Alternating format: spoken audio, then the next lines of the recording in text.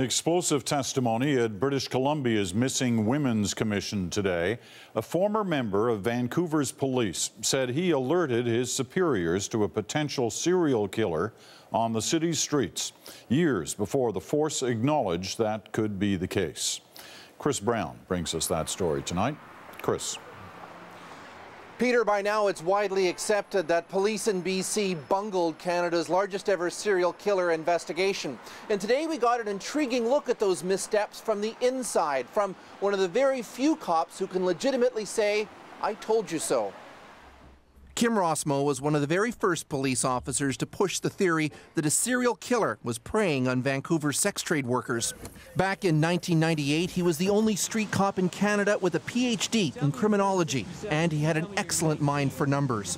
At the time, 27 sex trade workers had disappeared. To Rossmo, statistically, that stood out. So something is going on. But Rossmo says his immediate boss, Vancouver Inspector Fred Biddlecombe, adamantly believed the women would all be found alive. And Rossmo says Biddlecombe lost it when he suggested setting up a serial killer task force.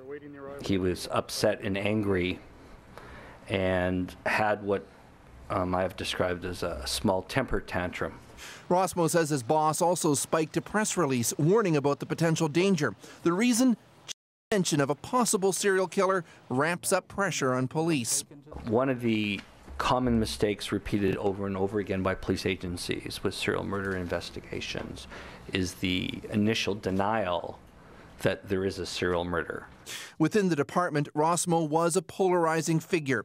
2 years before Picton's arrest in 2002, he was demoted, then quit, and moved to the U.S., where he's now a professor in Texas. His statistical theories have helped police solve crimes across the continent.